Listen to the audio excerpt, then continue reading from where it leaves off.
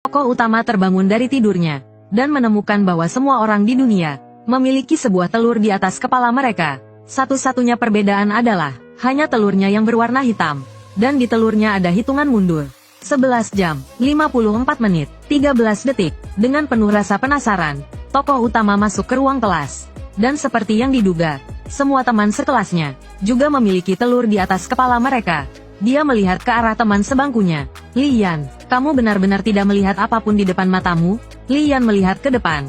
Apa yang bisa dilihat sih? Ngomong-ngomong, kamu sudah tanya aku beberapa kali hari ini. Kamu nggak apa-apa. Saat itu tokoh utama akhirnya menyadari, telur-telur itu hanya bisa dilihat olehnya. Setelah seharian belajar, hitungan mundur di telur hitam itu hanya tersisa 5 jam 46 menit. Selama waktu itu dia membayangkan banyak hal.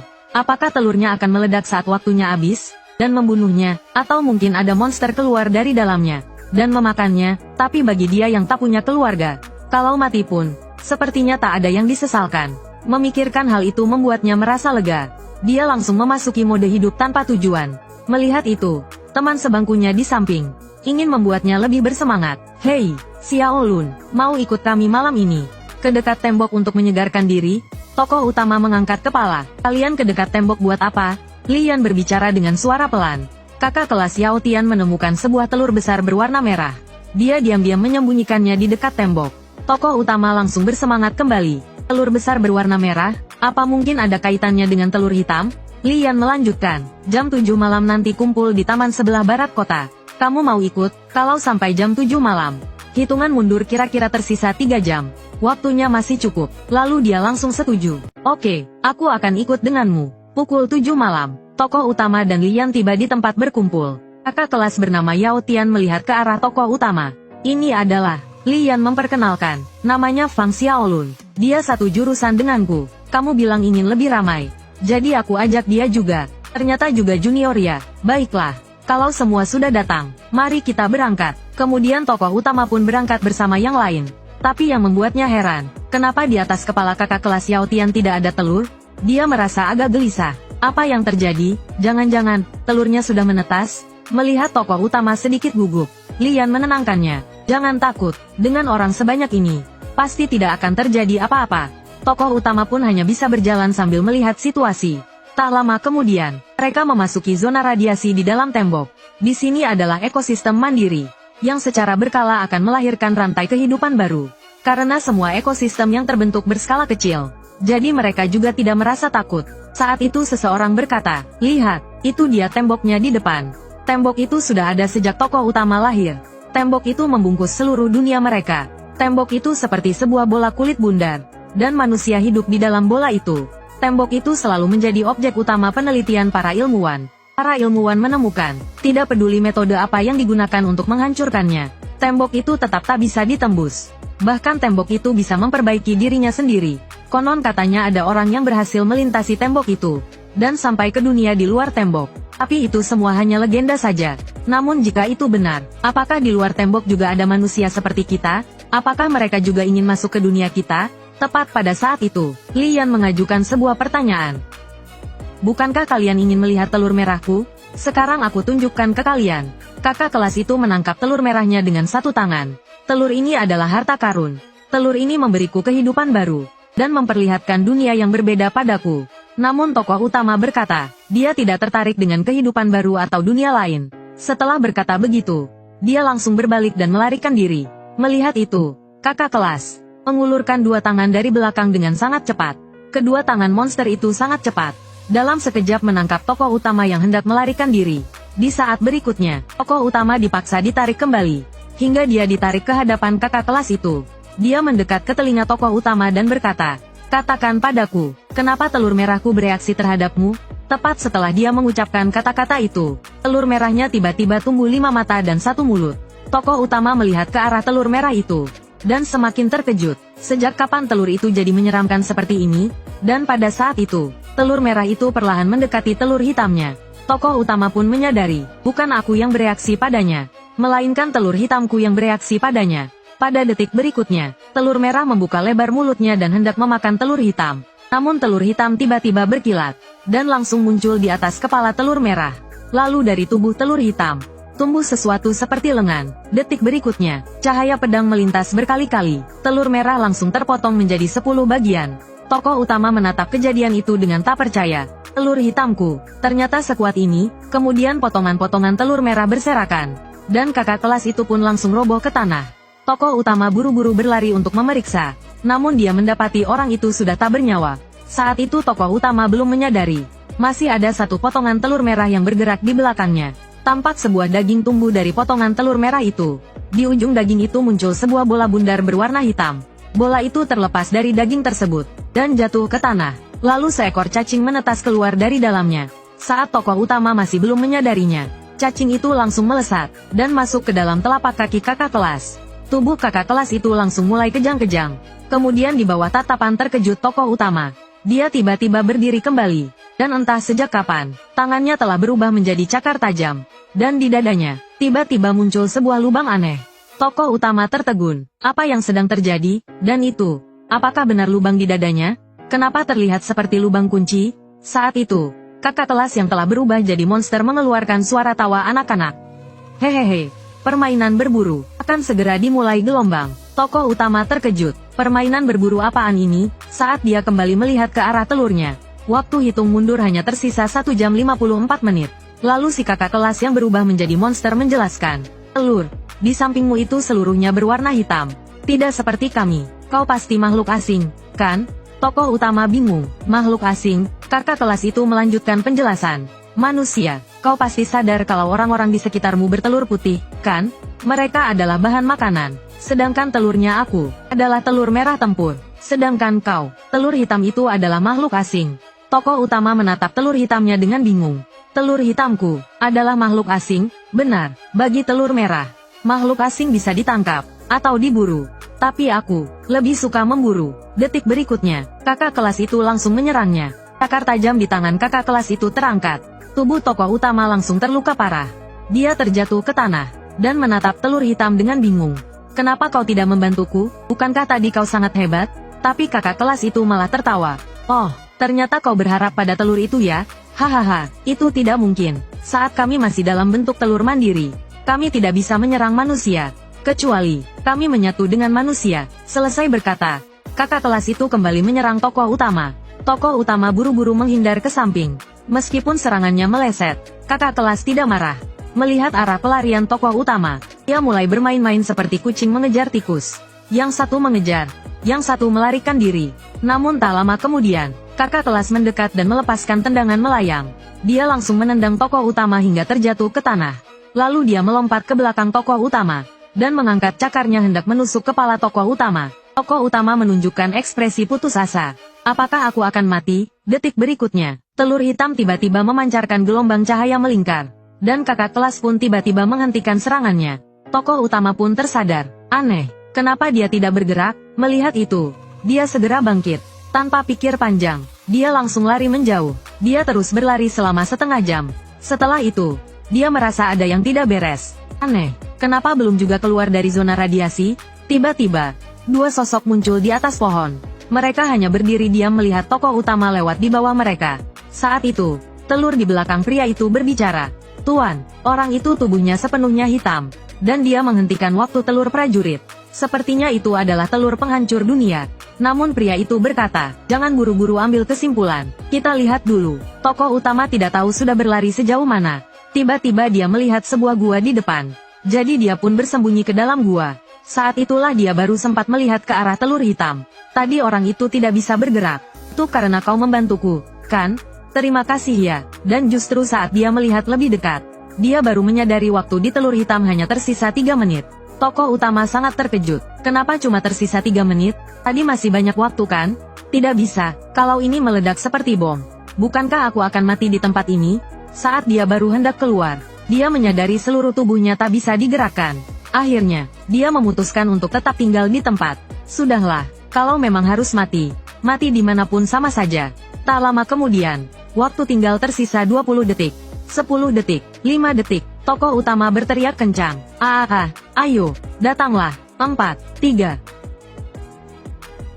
Dia berteriak keras. Aku belum mau mati. Sesaat kemudian, dia membuka matanya. Ada apa ini? Itu ternyata tidak meledak. Tunggu, itu apa? Tiba-tiba muncul sebuah kunci di atas telur hitam. Apa ini? Sebuah kunci. Telur hitam terbang ke depan tokoh utama dan memberi isyarat agar dia mencabut kuncinya. Tokoh utama dengan hati-hati memegang kunci itu, lalu mencabutnya dari atas telur hitam. Detik berikutnya, angka di telur hitam mulai berputar, dan kemudian kembali menjadi 24 jam. Tokoh utama tercengang. Apa yang terjadi? Waktunya terreset. Tepat saat itu, terdengar suara langkah kaki dari luar gua. Seorang pria muncul. Hehe, akhirnya kutemukan kau. Di saat yang sama, pemilik telur hitam putih juga menyaksikan kejadian ini. Telur hitam putih bertanya, telur prajurit itu benar-benar berani. Dia masuk ke dalam. Haruskah kita ikut juga? Pria itu menjawab, ikuti mereka, tapi jangan sampai mereka menyadari keberadaan kita. Lalu satu orang dan satu telur pun mengikuti dari belakang. Begitu si pria, lubang kunci, masuk ke dalam gua. Dia langsung melihat tokoh utama. Hehe, kita bertemu lagi. Tokoh utama terkejut. Gila, bagaimana kau bisa menemukan tempat ini? Aroma darahmu sangat menyengat. Tokoh utama merasa pusing. Keadaannya sudah cukup kacau. Sekarang orang ini juga ikut campur. Apakah dia benar-benar berniat membunuhku? Dia menatap telur hitam dengan penuh harapan. Kakak telur hitam, kumohon padamu, kalau kau bisa membantuku keluar dari situasi ini, apapun yang kau inginkan akan kuusahakan untuk memenuhinya. Telur hitam tampaknya mengerti apa yang dikatakan tokoh utama, dan menunjuk ke arah kunci di tangan tokoh utama, lalu menunjuk ke lubang kunci di dada pria itu. Tokoh utama melihat kunci di tangannya, dan kemudian melihat lubang di dada pria itu. Maksudmu, kau ingin aku memasukkan kunci ini ke lubang di dadanya? Telur hitam mengangguk. Maka tokoh utama pun berjalan ke arah pria, lubang kunci. Dia mengarahkan pandangannya tepat ke lubang kunci di dada pria itu. Dia langsung menerjang, berusaha memasukkan kunci itu. Namun pria, lubang kunci, tersenyum sinis. Naif sekali, dia hanya sedikit memiringkan tubuhnya, dan berhasil menghindari serangan mendadak itu. Lalu dia melepaskan tendangan memutar, dan menendang tokoh utama hingga terlempar. Sial, orang ini terlalu cepat, sangat sulit untuk mendekatinya. Tak kusangka kau manusia begitu bodoh. Menyerangku dengan benda lambat seperti itu. Mana mungkin bisa melukaiku walau sedikit. Tokoh utama merasa heran. Apa dia tidak sadar ada lubang kunci di dadanya? Sepertinya aku masih punya peluang. Dia meletakkan kunci, dan sengaja berkata, senjata jelek ini benar-benar gak berguna. Tetap saja, tinjuku yang paling ampuh. Ayo sini, prajurit sampah. Pria, lubang kunci, pun marah. Berani-beraninya kau memanggilku sampah? Dia melompat dan mencekik leher tokoh utama. Siapa yang kau sebut sampah? Lalu menamparkan wajah tokoh utama. Tokoh utama memanfaatkan kesempatan untuk mengambil kunci di tanah. Kemudian dia berkata, telur hitam, lempar batu ke dia. Pria, lubang kunci, langsung teralihkan perhatiannya. Tokoh utama langsung memasukkan kunci ke dalam lubang kunci, lalu memutarnya dengan kuat. Pria bermasker yang baru masuk melihat adegan itu, dan diam-diam berkata, tidak beres. Detik berikutnya, sebuah energi aneh muncul dari dalam lubang kunci. Energi itu langsung masuk ke dalam pupil matanya. Lalu semuanya terasa berputar hebat. Dia merasa seolah jatuh ke dalam jurang tak berdasar. Kemudian ia tiba-tiba terbangun, bangkit dan melihat sekeliling. Ia menyadari dirinya berada di dunia yang penuh bola-bola bundar. Tempat apa ini sebenarnya? Tiba-tiba pria bermasker berlari ke arahnya dan menariknya. Bodoh, jangan bicara keras-keras. Cepat, sembunyi. Lalu dia membawa tokoh utama lari kencang, dan bersembunyi di balik sebuah batu besar. Tepat saat itu juga, seorang makhluk aneh dan seekor anjing bermata satu muncul. Tinos, apakah barusan kau dengar sesuatu? Anjing bermata satu menjawab, aku juga mendengar suara kecil seperti serangga. Tokoh utama menutup mulutnya, dan tak berani bernapas, karena makhluk satu orang satu anjing itu terlalu besar. Tingginya bahkan melebihi sebuah bukit kecil.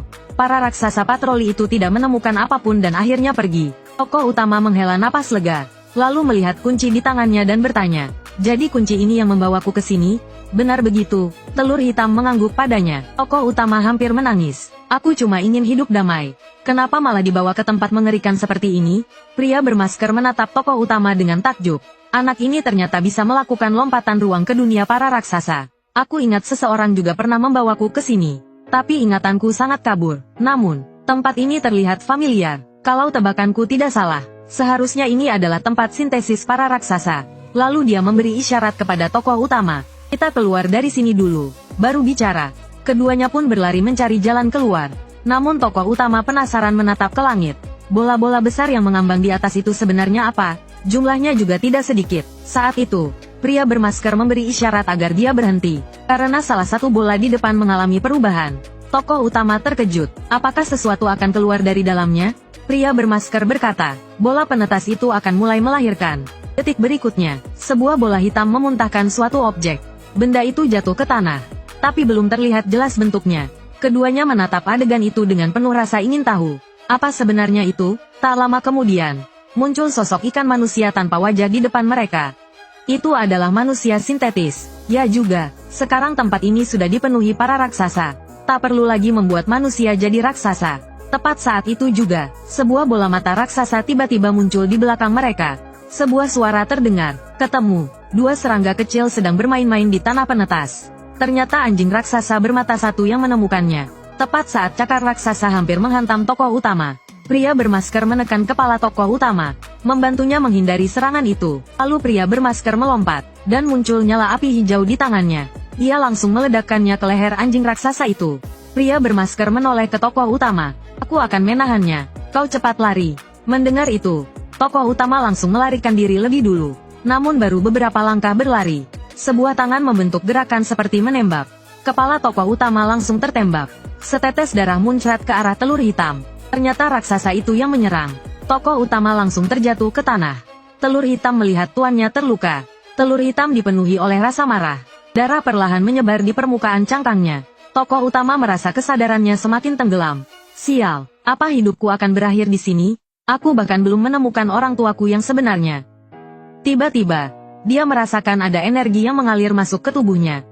Ternyata telur hitam sedang memudar warnanya, dan sedang mentransfer energi hitam itu ke dalam tubuh tokoh utama. Raksasa yang melihat kejadian itu, tiba-tiba seluruh tubuhnya mulai gemetar. Telur sialan itu yang jadi biangnya. Tubuhku bahkan tak bisa kukendalikan lagi. Setelah seluruh energi hitam masuk ke dalam tubuh tokoh utama, tubuhnya mulai mencair. Raksasa itu pun terkejut. Kenapa tubuhnya mencair? Lalu dari cairan itu muncul setetes air kecil. Kemudian tetesan itu perlahan membentuk sosok manusia. Beberapa saat kemudian, muncullah seorang pria berambut putih. Seluruh tubuhnya hitam pekat dan dipenuhi dengan simbol-simbol rune. Raksasa hitam di sampingnya melihat pemandangan itu, dan mulai merasa takut. Tepat saat tokoh utama hendak menghadapi raksasa itu, tak disangka, pria bermasker di sampingnya mengalami bahaya. Tokoh utama menoleh, dan langsung berlari ke sana untuk membantu. Dia melompat ke arah wajah anjing raksasa, dan menghajarnya bertubi-tubi. Anjing raksasa bermata satu dipukul hingga darahnya mengalir deras. Cakar raksasanya pun terangkat dari tubuh pria bermasker. Kemudian ia mencakar ke arah tokoh utama. Tokoh utama berputar dengan gesit, dan berhasil menghindari serangan itu. Setelah mendarat, dia memusatkan kekuatannya ke punggung kaki, lalu menendang ke atas dengan keras, hingga menendang anjing raksasa itu melayang ke udara. Kemudian makhluk itu jatuh menghantam tanah dengan keras. Barulah tokoh utama mengulurkan tangan untuk membantu pria bermasker bangkit. Pria bermasker terkejut melihat tangan tokoh utama masih memancarkan energi secara terus-menerus. Setelah keduanya bangkit, mereka terjebak di antara manusia dan anjing raksasa. Tiba-tiba muncul 3 bola bundar di atas kepala anjing raksasa itu. Kilatan petir mulai muncul di antara ketiga bola itu. Pria bermasker terkejut. Gawat, cepat lari. Baru saja dia selesai bicara, sinar energi langsung ditembakkan dari ketiga bola petir itu. Dasar bajingan, mati sajalah kalian untukku. Namun tokoh utama hanya mengangkat tangan, dan berhasil menahan sinar energi itu. Anjing raksasa itu terdiam. Ah, apa-apaan ini? Tokoh utama menoleh ke arah pria bermasker. Bibirnya bergerak, namun tak mengeluarkan suara. Pria bermasker dan telurnya sama-sama bingung. Dia bilang apa barusan? Untungnya telurnya bicara menggantikannya. Dia bilang, 1 orang 1 target. Biar adil dan tidak berutang. Pria bermasker makin bingung. Maksudnya apa itu? Tokoh utama menangis. Abah, telur hitam. Apa yang terjadi padaku? Telur hitam menjawab. Dalam mode pertempuran, suara akan dibisukan. Lalu telur hitam putih menerjemahkan. Tadi dia bilang, 1 lawan 1. Tanpa saling merepotkan. Tokoh utama menoleh ke belakang. Aba, itulah maksudku. Telur hitam buru-buru berkata, jangan cuma aba terus. Fokus sedikit, gunakan jurus pamungkas. Jurus pamungkas? Iya, sekarang bukan waktunya bercanda. Dia mengulurkan 1 tangan. Seperti ini caranya, luar biasa. Di kepalaku tiba-tiba muncul langkah-langkah teknik jurus ini. Lalu sebuah sinar energi ditembakkan dari tangan tokoh utama. Korosi energi, hancurkan dia untukku. Korosi energi langsung menghantam 3 bola di atas kepala anjing raksasa. Anjing itu tak mampu menahan dan langsung roboh. Melihat itu, Tokoh utama pun menarik kembali energinya. Pria bermasker pun terkejut menyaksikan adegan itu. Dia dan telurnya saling berpandangan. Sangat kuat. Kemudian telur hitam menarik kembali kekuatan dari tubuh tokoh utama. Ternyata dia sudah sampai batasnya. Beberapa saat kemudian, tubuh tokoh utama kembali ke wujud semula. Raksasa yang berdiri kaku di tempat terkejut. Dua serangga ini masing-masing punya telur. Jangan-jangan itu adalah peninggalan telur kuno. Tidak mungkin. Bahkan Tuan Yagui pun tidak bisa membangkitkan telur kuno. Mana mungkin dua serangga ini bisa? Mungkin aku hanya terlalu berpikiran jauh. Tiba-tiba komunikatornya berbunyi. Rekan-rekan semua, Tuan Yagui telah melewati gerbang cermin perunggu. Dan membawa tokoh penting itu ke taman para raksasa. Para raksasa di sekitar. Bersiaplah untuk siaga. Tokoh utama dan pria bermasker juga mendengar suara dari komunikator. Raksasa itu segera menekan tombol. Bagus sekali. Ternyata Tuan Yagui telah kembali. Kalau kita serahkan mereka pada Tuan, pasti akan sangat memuaskan.